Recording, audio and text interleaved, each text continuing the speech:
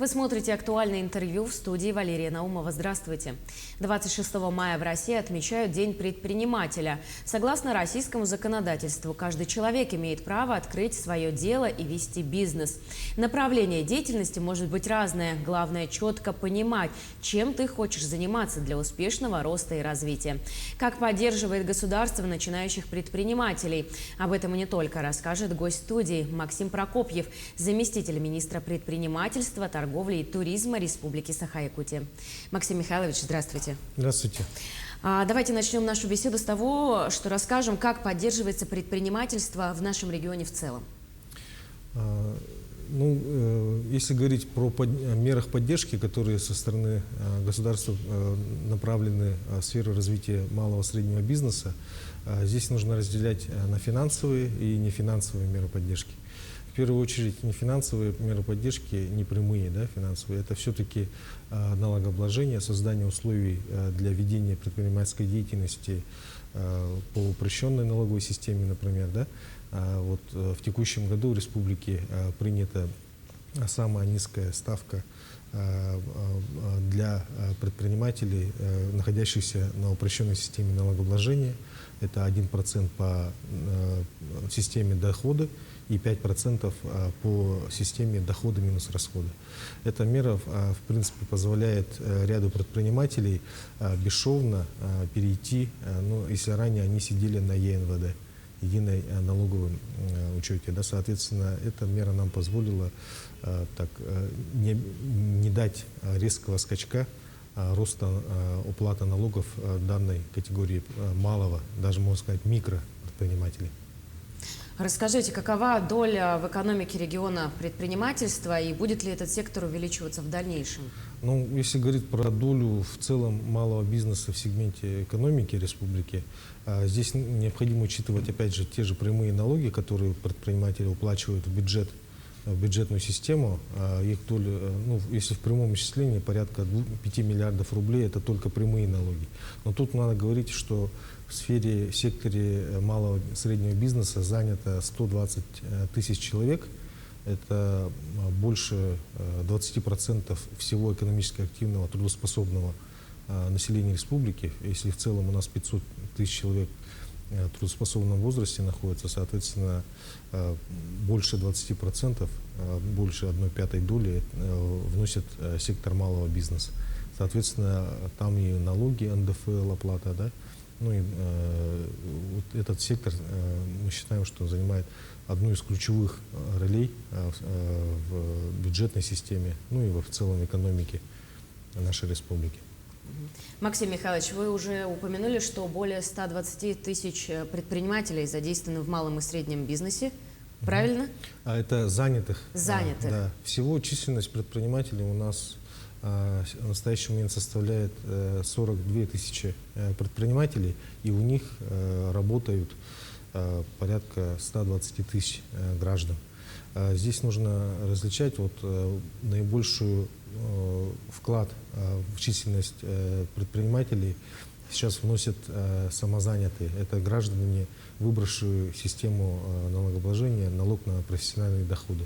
Это люди, которые занимаются предпринимательской деятельностью в качестве физических лиц. Они могут это делать, осуществлять продажу своих товаров, произведенных собственными руками или услуг. Соответственно, самозанятые численность тоже растет, их уже больше 21 тысячи у нас в республике сейчас, на текущий момент. А какова в целом динамика за последние годы в данном вопросе? Несмотря даже на те тяжелые пандемийные явления, мы отмечаем, что по сравнению с 2019 годом, у нас с 2019 года по показателям, у нас не было снижения количества, то есть численности предпринимателей, и занятых в данном секторе граждан.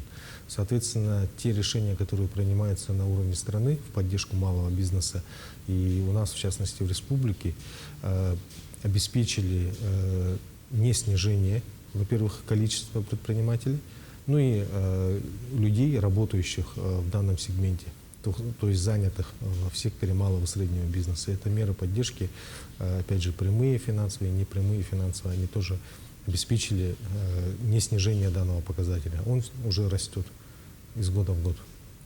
Мы уже затронули тему мер поддержки малого и среднего бизнеса, предпринимательства.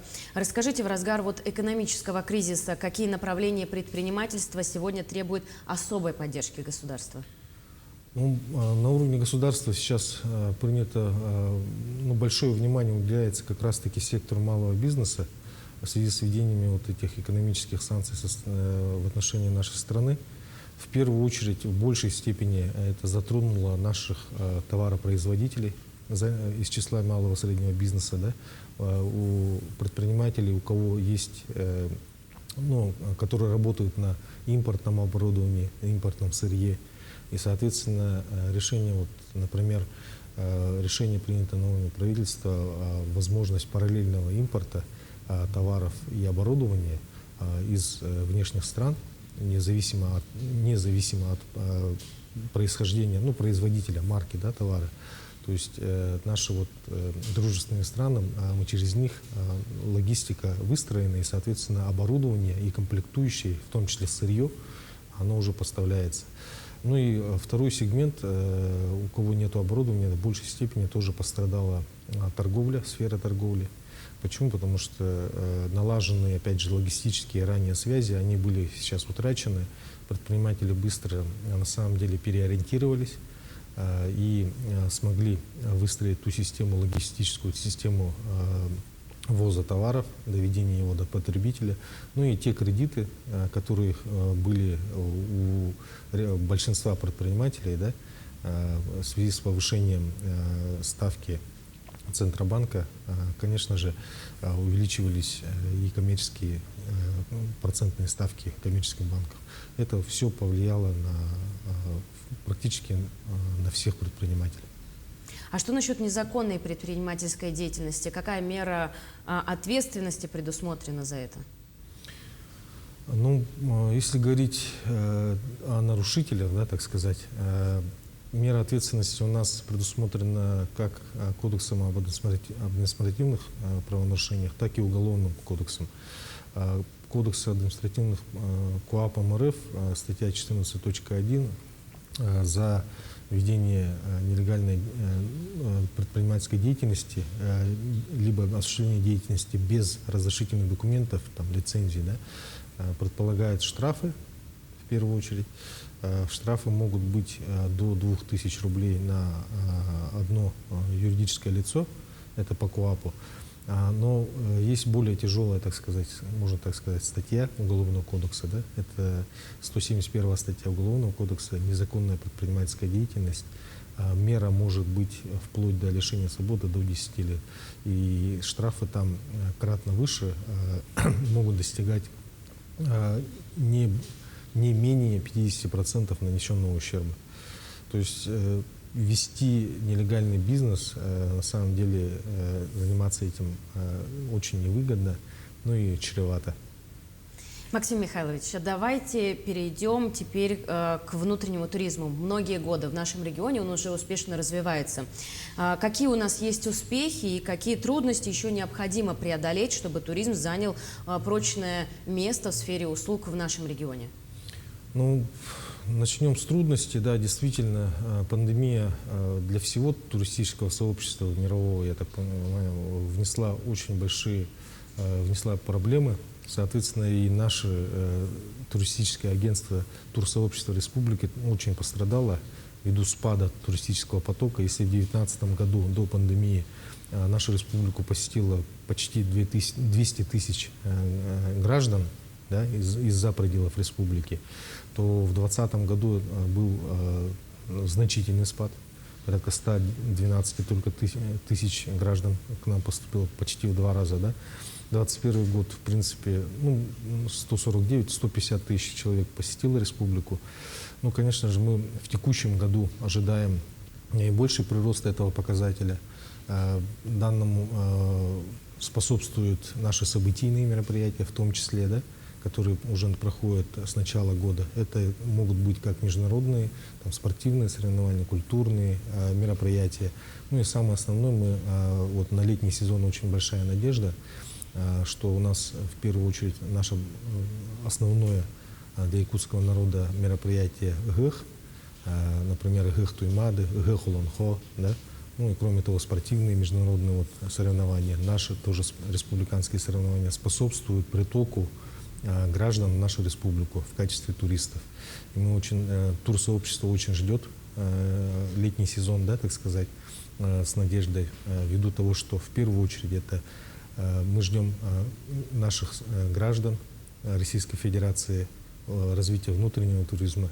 Если ранее граждане Центральной России привыкли ездить за рубеж в ту же, например, Европу или в другие страны, да, ввиду введения санкций и там, ограничения полетов, да, они сейчас повернулись лицом внутрь нашей страны, а в частности на восток и на Дальний Восток, да, и поэтому мы очень ждем наших соотечественных, наших граждан к нам в республику. И для этого наше туристическое агентство, турсообщество подготовило ряд таких туристических предложений. Это очень широкий спектр, начиная от экстремального туризма, охотничьего туризма, туризма экологического туризма, ну и традиционного тоже отдыха, да.